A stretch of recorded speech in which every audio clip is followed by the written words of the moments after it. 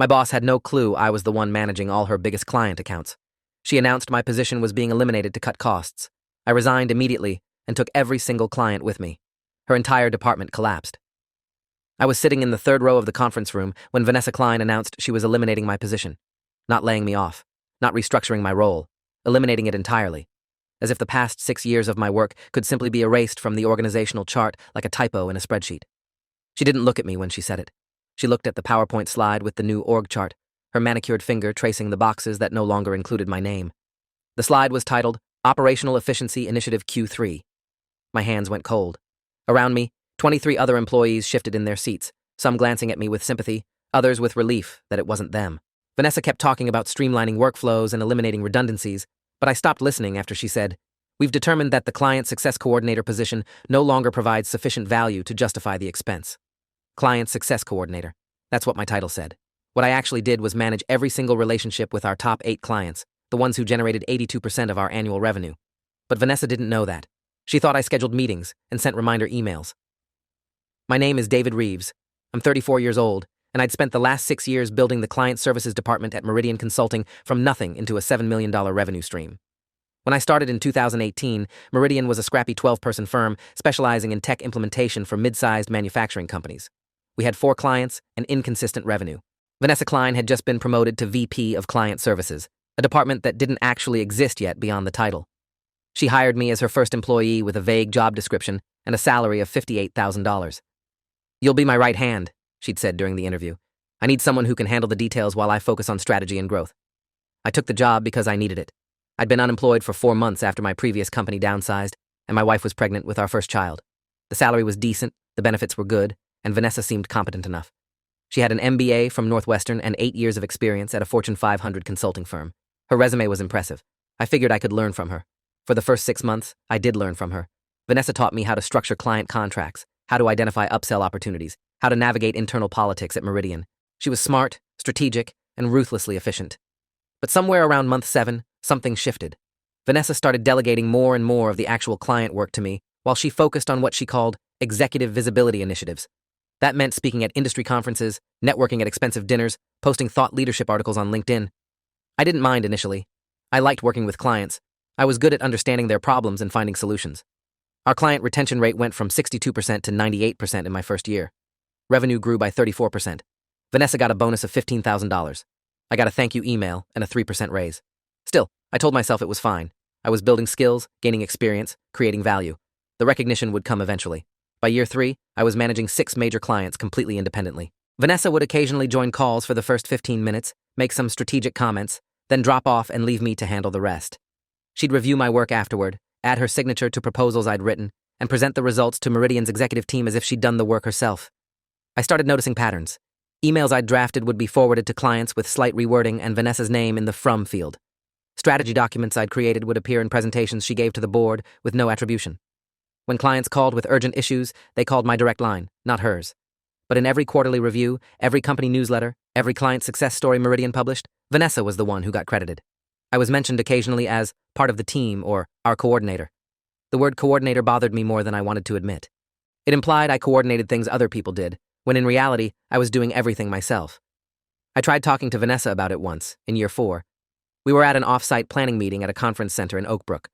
Over lunch, I mentioned that I'd been handling increasingly complex client relationships and wondered if we could discuss a title change to reflect my actual responsibilities. Vanessa smiled and said, "David, I appreciate your initiative, but titles don't really matter here. What matters is the work, and you're doing great work. Let's focus on that." Then she changed the subject to the new CRM system we were implementing. I didn't bring it up again. I told myself she was right. Titles didn't matter. The work mattered. But the work kept expanding. By year 5, I was managing 8 clients, generating $5.8 million in annual recurring revenue, and personally handling everything from contract negotiations to crisis management to quarterly business reviews. Vanessa's calendar was filled with speaking engagements and networking events. Mine was filled with client calls, project planning sessions, and troubleshooting emergencies at 9 o'clock at night when a client's system went down. I was working 60 to 70 hours a week. Vanessa worked maybe 35. The breaking point came 3 months before the conference room announcement. Our biggest client, Apex Manufacturing, was considering a massive expansion of their contract with us from $840,000 annually to $2.1 million. I'd spent 8 months developing the proposal, working directly with Apex's CFO, Richard Brennan, and their operations director, Margaret Liu. We'd had dozens of calls, 3 in-person meetings, and countless email threads. I knew their business inside and out. I'd customized our service offering to solve specific problems they'd mentioned in passing. The proposal was 68 pages of detailed analysis, implementation timelines, and ROI projections. I'd written every word. Vanessa reviewed it once, made 2 minor edits, and scheduled a presentation meeting with Apex's executive team. The morning of the presentation, at 7:23 a.m., Vanessa called me. "David, I need you to send me all the backup data and talking points for the Apex presentation. I'm going in alone." My coffee went cold in my hand. Alone? I thought we were both presenting. Change of plans. Richard specifically requested that it be a senior executive conversation. You understand.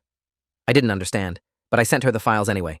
73 slides of data, analysis, implementation frameworks. Everything she'd need. She presented at 2 p.m. At 4:30 p.m., she sent a company-wide email announcing that she'd successfully closed a $2.1 million expansion with Apex Manufacturing, the largest deal in Meridian's history. She thanked the team for their support. I wasn't named. That night, I got a personal email from Richard Brennan at Apex. The subject line was, "Thank you." The message said, "David, I wanted to reach out directly to thank you for all the incredible work you put into this proposal. Margaret and I both know this was your project from start to finish. Vanessa did a fine job presenting, but we recognize the real architect behind this. You're a huge asset to Meridian, and we're looking forward to working with you on the implementation." I read that email 5 times. Then I saved it to a folder on my personal laptop labeled Documentation. I'd started that folder 6 months earlier without really knowing why. It contained copies of every major proposal I'd written, every client email where I was the primary contact, every project plan I'd created, every contract I'd negotiated, hundreds of files, thousands of pages, proof of work that had my fingerprints all over it but Vanessa's name on the final deliverable. I told myself I was just being paranoid, but I kept adding to the folder anyway. The conference room where Vanessa announced my elimination was on the 3rd floor of Meridian's office in downtown Chicago. Floor-to-ceiling windows overlooked Michigan Avenue. The table sat 24 people comfortably. I was in seat 18. Vanessa stood at the front with a remote clicker and a smile that didn't reach her eyes. After she announced the elimination of my position, she advanced to the next slide. "By eliminating redundant coordinator roles and redistributing responsibilities, we'll save approximately $95,000 annually in salary and benefits. This will improve our department's profit margin by 3.2%. She said it like she was announcing quarterly earnings, not the end of my livelihood. My salary was $86,000. The benefits probably added another $9,000. I'd negotiated up from $58,000 over 6 years, one grudging raise at a time. Now it was a line item to be cut, a redundancy. I looked around the room. Most people were staring at their laptops or phones, avoiding eye contact. A few looked genuinely uncomfortable. Gregory Simmons, the VP of Operations, was frowning at his legal pad. Catherine Ashford, the HR director, was typing something on her phone with her jaw clenched. Nobody said anything. Vanessa continued, "David has been a valuable member of the team, and we'll be offering him a severance package of 4 weeks' salary plus outplacement services. His last day will be Friday, 3 days from now." 3 days. I'd given 6 years of my life to building this department, and she was giving me 3 days to pack my desk and disappear. The meeting ended at 10:47 a.m. People filed out quickly, some mumbling awkward condolences as they passed. Catherine Ashford caught my eye and tilted her head toward the door, a silent request to meet her outside. I followed her to a small conference room on the 4th floor. She closed the door and leaned against it. Catherine was 51 years old, 26 years in HR, and one of the few people at Meridian who'd always been straight with me. "David, I fought against this," she said. "For the record, I told the executive team that eliminating your position was a mistake. But Vanessa made a compelling case about efficiency and cost savings, and ultimately, the decision was hers to make." I nodded. My throat felt tight. "Did she explain who's going to manage the client accounts?" Catherine's expression hardened. She said she'd be taking them over personally, with support from the junior staff. The junior staff consisted of 2 people, Olivia Kent, a 24-year-old recent college graduate who'd been with us for 7 months, and Nathan Ward, a 28-year-old who'd transferred from the marketing department 6 weeks ago. Neither of them had ever managed a client relationship independently. Neither had any idea how complex our top accounts were. I almost laughed. Catherine saw my expression. "What?" "Vanessa has no idea what I actually do," I said. "She thinks I schedule meetings and send follow-up emails. She doesn't know I'm the one managing every aspect of every major client relationship. She doesn't know that clients call me directly when they have problems. She doesn't know I built the entire account management framework from scratch." Catherine was quiet for a long moment. Then she said, "Do you have documentation of that?" "Yes." "How much?" 6 years worth. Emails, proposals, contracts, project plans, client communications, everything. Catherine pulled out her phone and opened her notes app. "David, I'm going to tell you something off the record. You have legal options here, but they're limited. Meridian is an at-will employer. They can eliminate your position for any reason that's not discriminatory. However, she paused. If you have documentation proving you were the primary revenue generator for accounts Vanessa is claiming as her own, and if you have non-compete and non-solicitation clauses in your employment contract, you need to review them very carefully with an attorney. Right now. I pulled my phone out and checked my email. Found my original employment contract from 2018. Scrolled to the restrictive covenants section. The non-compete clause prohibited me from working for direct competitors for 12 months after leaving Meridian. The non-solicitation clause prohibited me from soliciting Meridian clients or employees for 12 months. But there was a carve-out, buried in paragraph 8, subsection 3. Employee may maintain professional relationships with clients with whom employee has established personal rapport, provided such relationships do not involve the provision of competing services during the restricted period. I read it 3 times. Then I looked at Catherine. This language is vague. She smiled thinly. Very vague, which is why you need an attorney to interpret it. Today. I called my wife, Jennifer, from my car at 11:52 a.m. She answered on the second ring. Hey, what's up? I just got eliminated. Silence. Then, what? Vanessa eliminated my position. Last day is Friday. I get 4 weeks severance. Jennifer's breath hitched. I could hear our 2-year-old daughter, Sophie, singing in the background. David, are you okay? I don't know yet, I said honestly. But I need to call an attorney. Catherine Ashford gave me a referral. I'm going to see if I can get an appointment today. Do you want me to come meet you? No, stay with Sophie. I'll handle this. I hung up and dialed the number Catherine had texted me. The firm was called Brenner and Associates, Employment Litigation Specialists. The receptionist answered on the third ring. Brenner and Associates, how may I direct your call? I need to speak with someone about an employment contract dispute. I was just terminated, and I need advice today if possible. She put me on hold. 60 seconds later, a woman's voice came on the line. This is Diane Brenner, founding partner. I understand you need urgent consultation? I explained the situation in 3 minutes. 6 years building client relationships, boss taking credit, position eliminated, unclear non-solicitation language, documentation proving my work. Diane listened without interrupting. When I finished, she said, Can you be here at 2 p.m.? Yes. Bring your employment contract, your documentation, and a list of every client you've managed. See you at 2. Diane Brenner's office was in a high-rise on Wacker Drive. She was 58 years old, 32 years practicing employment law, and had a reputation for being ruthless in negotiations. I learned this from her website while sitting in her waiting room. At 2 p.m. exactly, she called me into her office. Diane was tall, gray-haired, wearing a navy suit and glasses on a chain around her neck. She shook my hand with a grip that felt like a warning. Sit. Tell me everything. I walked her through the timeline. How I'd built the client services department.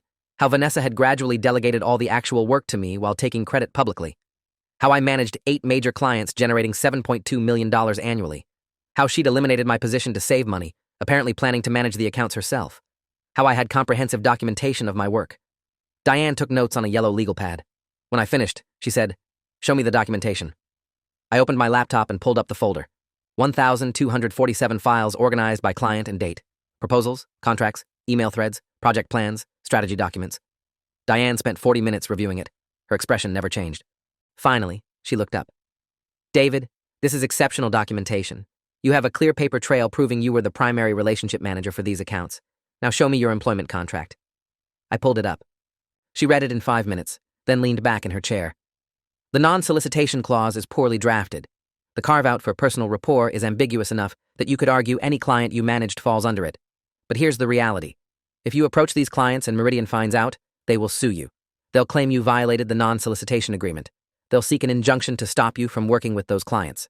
Whether they win or lose, the legal battle will be expensive and time-consuming. She paused. However, I waited. If the clients approach you, that's different. You're not soliciting them. They're exercising their right to choose their service provider. And if they make that choice based on their existing relationship with you, a relationship you documented extensively, Meridian would have a much harder time proving you violated the non-solicitation clause. I stared at her. So if the clients call me after I leave, I can work with them? If they call you, and if you're no longer providing services through Meridian, and if you're not working for a direct competitor, then yes, you could theoretically work with them as an independent consultant or through a different entity. But you cannot initiate that contact. You cannot suggest it. You cannot plant the seed. They have to come to you entirely of their own volition. She leaned forward. Here's my advice. Between now and Friday, you document everything. Every interaction, every client communication, every piece of work you've done. You make sure every client knows Friday is your last day. You do not tell them why. You do not badmouth Meridian or Vanessa. You simply inform them of the transition and wish them well. Then you wait. If they reach out to you afterward, you have options. If they don't, You move on. I felt something unlock in my chest. How do I document the transition? Email every client contact you have. Keep it professional and brief. I wanted to let you know that Friday will be my last day at Meridian Consulting.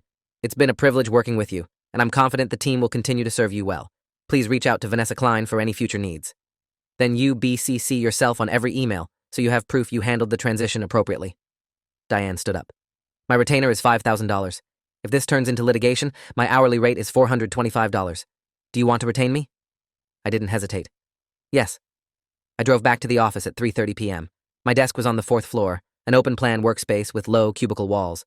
I could see Vanessa's office from my seat, glass-walled and elevated slightly like a fishbowl. She was on a call, gesturing with her hands, smiling. I sat down and opened my laptop. Started with a list of every client contact I'd worked with over 6 years. 43 names across 8 companies. Decision makers, project managers, executives, operational leads.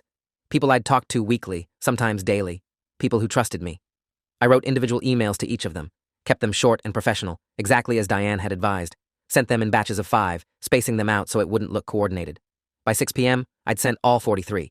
BCC'd myself on every single one. Saved the sent confirmations to my documentation folder. Then I went home and told Jennifer everything. She listened while feeding Sophie dinner, her face cycling through shock, anger, and finally, determination. So if the clients call you, you can work with them? If they call me, and if I'm not working for a competitor, yes. Then let's make sure you're not working for a competitor. She pulled out her laptop. Pulled up the Illinois Secretary of State Business Registration portal. What are we calling your consulting firm? We spent 2 hours that night brainstorming names and checking availability. Finally settled on Reeves Strategic Consulting, LLC. Filed the paperwork online at 9:34 p.m. The filing fee was $150. By 10 p.m., I had a registered business entity, a federal EIN, and a business bank account application submitted. Jennifer looked at me across our kitchen table. You're really doing this? Only if they call me, I said. If they don't, this is just a backup plan. They'll call, Jennifer said with certainty. You built those relationships. They know it. Vanessa's about to find out how much you actually did. I wanted to believe her, but part of me wondered if I'd just been invisible for so long that even the clients wouldn't notice I was gone. That night, I barely slept. My mind kept cycling through worst-case scenarios. What if the clients didn't call? What if Vanessa actually could manage the accounts? What if I'd just burned my severance and my reputation for nothing? At 3:18 a.m., my phone buzzed. An email. From Richard Brennan at Apex Manufacturing. Subject, urgent, Friday? The email said, David, I just saw your message about Friday being your last day. What's going on? We're 2 weeks into implementing the new contract you built. We can't afford disruption right now. Call me first thing in the morning. I read it 5 times in the dark. Jennifer stirred beside me. What's wrong? Apex just emailed. What did they say? I showed her. She read it and smiled. It's starting. I called Richard at 8:03 a.m., Thursday morning from my car before going into the office. He answered immediately. David, talk to me. What happened? My position was eliminated as part of a restructuring. Friday's my last day. Eliminated? You're the only person at Meridian who understands our business. Who's taking over our account? Vanessa Klein will be managing it directly. Silence. Then, the woman who showed up for 30 minutes of our kickoff meeting and hasn't been involved since? That's the one. David, this is a $2.1 million contract. We're implementing new systems across 6 facilities. We have weekly checkpoints, daily troubleshooting needs, and integration deadlines that can't slip. Vanessa doesn't know our systems. She doesn't know our people. She doesn't know the project plan.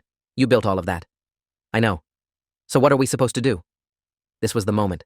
I could play it safe, tell him to work with Vanessa, move on quietly, or I could open the door just slightly and see if Richard walked through it. Richard, I can't solicit you or any Meridian client. That would violate my non-solicitation agreement. But if you were to reach out to me independently, after I'm no longer employed by Meridian, that would be a different situation. Another pause. Are you saying what I think you're saying? I'm saying I can't initiate any contact or business relationship, but I can respond to inquiries. Understood. What's your personal email? I gave it to him. He said, expect to hear from me Monday. The call ended. My hands were shaking. I'd just crossed a line, or maybe I'd just walked right up to it. Either way, there was no going back. I went into the office at 9 a.m. Vanessa was in a meeting. I spent the day quietly organizing my files, backing up everything to my personal hard drive, and documenting every project I was currently managing. At 2:15 p.m., my desk phone rang. Margaret Liu from Apex. David, Richard told me about Friday. I wanted to call personally because you and I have been working on the Phase 2 implementation together, and I need to know what the transition plan is. There was no transition plan. Vanessa didn't even know Phase 2 existed. Margaret, I'll document everything and hand it off to Vanessa before I leave. She'll be your point of contact going forward. With respect, David, I don't want Vanessa. I want you. You know our processes. You know our pain points. You know why we structured the contract the way we did. Vanessa showed up to present a proposal you wrote and then disappeared. That's not the relationship we need. I understand, but I won't be able to help you after Friday.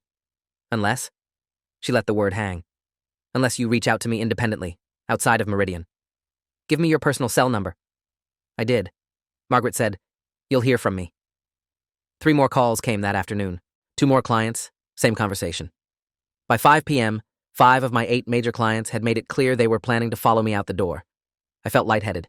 This was actually happening. Friday morning, my last day, started with an email from Catherine Ashford at 7:45 a.m. David, Vanessa just asked me to schedule transition meetings with all your clients today. She wants you to brief her on each account. I'm supposed to book them from 9 a.m. to 5 p.m. How should I respond? I called Catherine directly.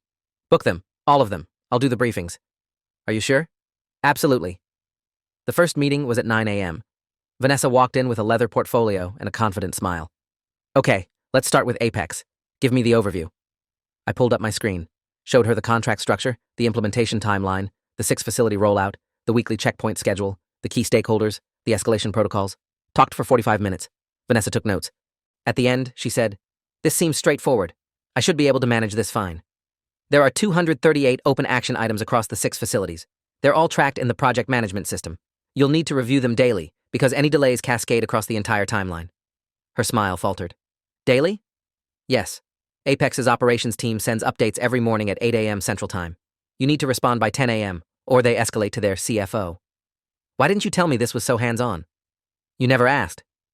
The second meeting was at 10:30 a.m. Tech Core Solutions, a $1.3 million annual client. I walked Vanessa through their custom reporting requirements, their integration with our proprietary software, their quarterly business reviews, and their contract renewal timeline. By the third meeting at noon, Vanessa looked pale. How are you managing 8 accounts like this simultaneously? Carefully, I said. By 3 p.m., we'd covered 6 of the 8 accounts. Vanessa had filled 30 pages of notes. Her hand was cramping. She looked exhausted. David, this is significantly more complex than I realized. Yes. Why didn't you ever tell me how much you were handling? I looked at her directly. I tried. You said titles didn't matter and I should focus on the work. So I did. She had no response to that. At 4:30 p.m., I packed the last items from my desk into a cardboard box. A framed photo of Jennifer and Sophie, my coffee mug, a plant that had somehow survived 6 years of inconsistent watering. Catherine Ashford appeared with my severance paperwork. 4 weeks of salary, $6,615.38 after taxes. I signed the forms, handed back my keycard and laptop. At 4:59 p.m., I walked out of Meridian Consulting for the last time. My phone buzzed before I reached my car. An email from Richard Brennan. Subject, Monday meeting. The message said, David, our executive team would like to meet with you Monday at 10 a.m. to discuss a consulting arrangement. Can you make it? I sat in my car and typed back, I'll be there. Then I called Diane Brenner, told her what happened. She said, don't sign anything without me reviewing it first, and document everything. The weekend was surreal. Saturday, I got emails from 4 more clients, all variations of the same message. We'd like to discuss working with you directly. Sunday night, Jennifer and I sat at our kitchen table and did the math. If even half of my 8 major clients moved their business to my new consulting firm, that would be roughly $3.5 million in annual revenue. After expenses and Meridian's inevitable legal challenge, I'd still be looking at significantly more than my old salary. What if they sue? Jennifer asked. Then Diane Brenner fights them. We have documentation. We have proof the clients initiated contact. We have the carve-out language in my contract. And if we lose? I thought about it. About 6 years of being invisible. About Vanessa taking credit for work I'd done. About my daughter growing up watching me accept being dismissed and undervalued. Then we lose, I said. But at least I tried. Monday morning at 9:45 a.m., I walked into Apex Manufacturing's headquarters in Schaumburg. Richard Brennan met me in the lobby with Margaret Liu and their CEO, Thomas Vance. Thomas was 62 years old, founder of Apex, 28 years building it from a garage startup to a $340 million company. He shook my hand and said, David, we have a problem. We sat in a conference room. Thomas pulled up a spreadsheet on the wall monitor. This is our implementation timeline for the Meridian contract. As of this morning, we're 12 days in and already 3 days behind schedule. We've had 5 critical issues escalated to my office in the past 3 business days. Vanessa Klein has responded to exactly 2 of them, both with generic, we're looking into it messages that don't address the actual problems. He switched to an email thread. This is from our facility manager in Cleveland. He sent Vanessa a detailed question about the integration specifications at 8:14 a.m. Thursday.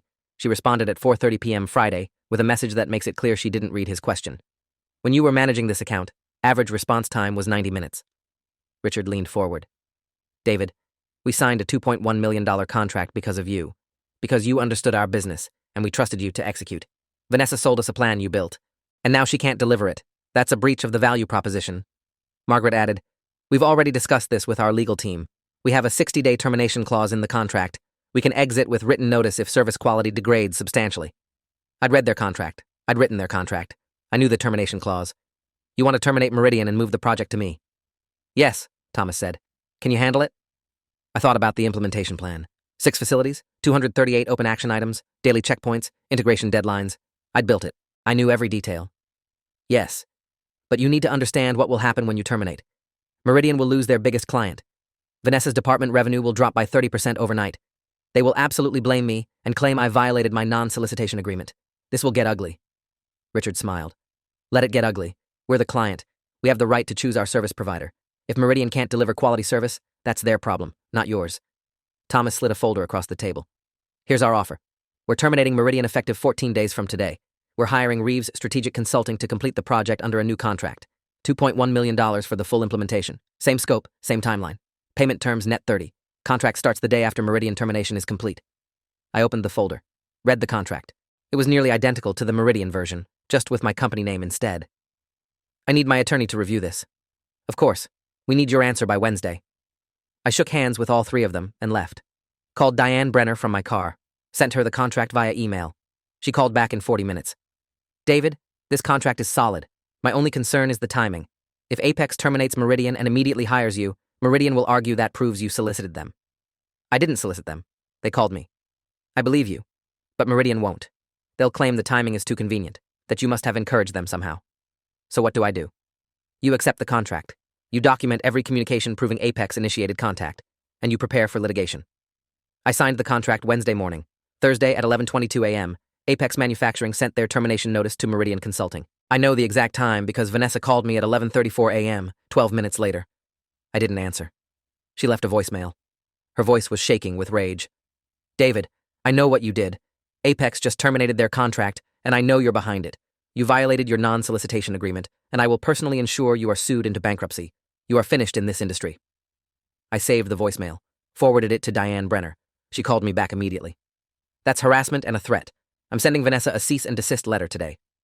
By Friday, 3 more clients had terminated their Meridian contracts. Tech Core Solutions, Precision Dynamics, and Velocity Manufacturing. All of them citing service quality degradation. All of them sending me contracts within hours of their termination notices. By the end of that week, 6 of my original 8 clients had moved to Reeves Strategic Consulting. Combined annual contract value, $6.3 million.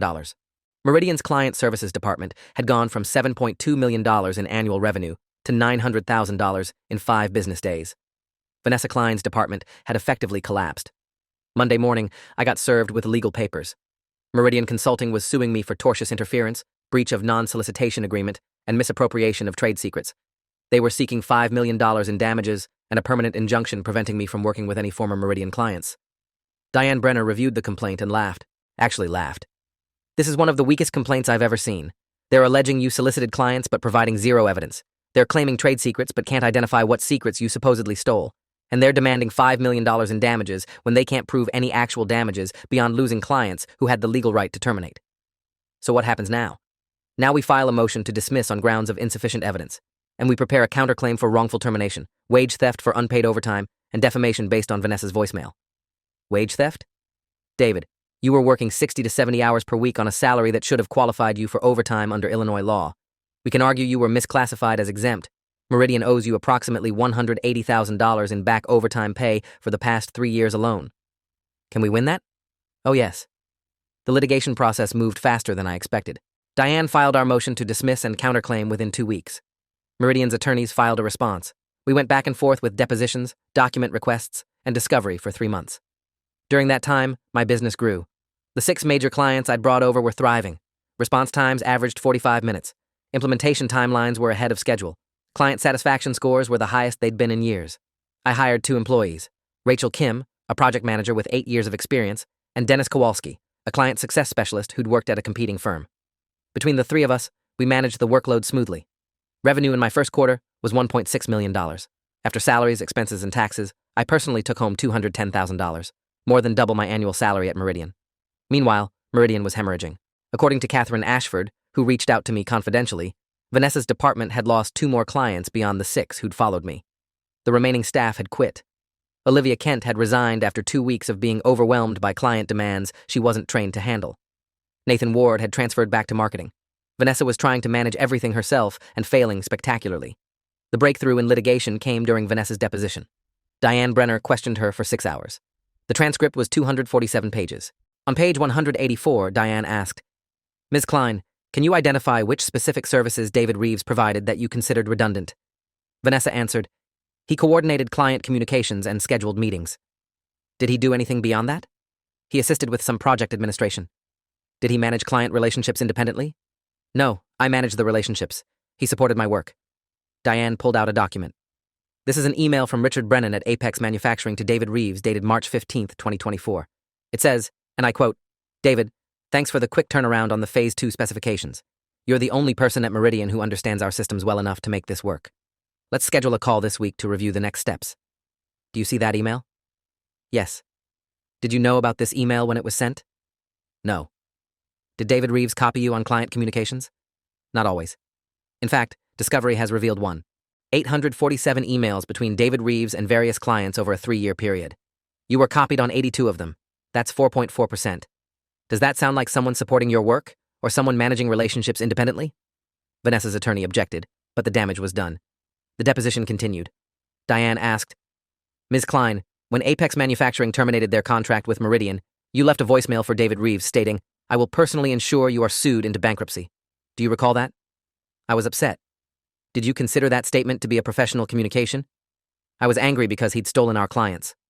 "Objection to characterization," Vanessa's attorney interjected. Diane ignored him. "Ms. Klein, you testified earlier that you managed all the client relationships. If you managed them, how could David Reeves have stolen them?" Silence. Diane pressed. "The clients terminated their contracts with Meridian due to service quality issues, correct?" "They terminated because David convinced them to." "Do you have any evidence that David Reeves contacted these clients after his termination and solicited their business?" "The timing proves it." "That's not evidence, Ms. Klein. Do you have emails, recorded calls, text messages, anything showing David initiated contact?" "No, but..." No further questions. 3 weeks after Vanessa's deposition, Meridian's attorneys reached out to Diane Brenner with a settlement offer. They would drop the lawsuit if I agreed to drop my counterclaim and sign a mutual non-disparagement agreement. No money changing hands. Both sides walk away. Diane called me with the offer. "What do you think?" "I think they know they're going to lose." "They absolutely know. The deposition destroyed their case. But here's the thing, David. If we go to trial, we'll probably win the counterclaim. You'll get your back overtime pay, maybe some additional damages for defamation. But trials are expensive and time-consuming. Even with a strong case, you're looking at another 8 to 12 months of litigation, another $50,000 to $75,000 in legal fees, and the stress of testifying in court. What's your recommendation?" "Take the settlement. You've already won. You took the clients. You built a successful business. You proved Vanessa wrong. The lawsuit going away means you can focus on growing your company instead of fighting in court. Sometimes the best victory is just moving forward." I thought about it for 2 days. Then I called Diane back. "Take the settlement." Smart choice. The settlement was finalized on September 30th, 8 months after Vanessa had eliminated my position. Both parties signed mutual releases. The lawsuit was dismissed with prejudice. Meridian paid their legal fees, I paid mine, and we both agreed never to publicly discuss the dispute. I never told anyone what Meridian paid their attorneys, but Catherine Ashford mentioned in a later conversation that the firm had billed somewhere north of $200,000. For a case they ultimately abandoned. 2 weeks after the settlement, Catherine emailed me. "David, I wanted you to know that Vanessa Klein is no longer with Meridian. She resigned last Friday. The official story is that she's pursuing other opportunities, but between us, she was asked to leave. The client services department she built no longer exists. Meridian shuttered it completely and redistributed the remaining clients to other departments. It's all gone." I read that email 3 times. Felt something I wasn't sure I wanted to feel. Not quite satisfaction, not quite vindication, just a quiet confirmation that the truth had caught up with her. Catherine's email continued. "I know this whole situation was terrible for you, but I wanted to say thank you for how you handled it. You had every right to be angry, to burn bridges, to trash the company publicly. But you stayed professional, documented everything, and let the facts speak for themselves. That's rare." 1 year after leaving Meridian, Reeves Strategic Consulting had grown to 12 employees and $9.4 million in annual revenue. We'd expanded beyond my original 8 clients to serve 16 companies across manufacturing, technology, and logistics sectors. Our client retention rate was 99%. I'd been invited to speak at 3 industry conferences about client relationship management and service excellence. My salary was irrelevant now because I owned the company outright, but for tax purposes, I paid myself $240,000 annually and took distributions quarterly. Jennifer had quit her marketing job to become our director of operations. Sophie was 3.5, obsessed with dinosaurs, and convinced I worked at a place called Daddy's Office. Life was good. Better than good. One afternoon in late October, I got a LinkedIn message from someone I didn't recognize. The profile belonged to Olivia Kent, the junior employee who'd worked under Vanessa at Meridian. She'd left the company 8 months earlier. Her message said, "David, I hope this doesn't seem inappropriate, but I wanted to reach out because I owe you an apology. When Vanessa eliminated your position, I didn't understand what was happening. I was young and naive, and I believed her when she said the department would be fine without you. Then she put me in charge of managing the Apex account, and I realized within 48 hours that I was completely out of my depth. I tried to reach out to you for help, but didn't because I was afraid of getting in trouble. I should have stood up for you. I'm sorry." I read her message twice. Then I wrote back, "Olivia, you don't owe me an apology. You were put in an impossible situation by someone who should have known better. I hope you're doing well now." She replied an hour later, "I'm at a different firm and much happier. But I wanted you to know that everything that happened at Meridian taught me to recognize when leadership is taking credit for other people's work. I'll never be complicit in that again." I appreciated that more than I expected to. Around the same time, I heard through industry contacts that Vanessa had taken a position at a smaller consulting firm in Minneapolis. A lateral move at best, possibly a step down. Her LinkedIn profile described her as Senior Director of Strategic Initiatives, which sounded impressive but meant nothing. She'd posted a few times about exciting new challenges and fresh starts, but the engagement on her posts was minimal. The professional network she'd spent years building had quietly distanced itself. In December, I got a voicemail from an unknown number. I almost didn't listen to it, assuming it was spam. But something made me press play. It was Vanessa. Her voice was different than I remembered. Smaller, less certain. "David, this is Vanessa Klein. I know I'm probably the last person you want to hear from, but I needed to call. I've had a lot of time to think about what happened, and I owe you an apology. A real one. I was wrong. I underestimated you. I took credit for your work, and when you left, I realized too late how much you'd been carrying. I destroyed my own department because I was too proud to acknowledge what you actually did. I'm not asking for forgiveness or trying to repair anything. I just needed you to know that I understand now what I couldn't see then. You were never the coordinator. You were the architect. I was just the name on the building. I'm sorry." The voicemail ended. I stood in my home office, phone in hand, staring at nothing. Jennifer walked in, saw my expression. "What's wrong?" I played her the voicemail. She listened without interrupting. When it ended, she said, "Are you going to call her back?" I thought about it. About 6 years of being invisible. About the moment she'd announced my position was being eliminated.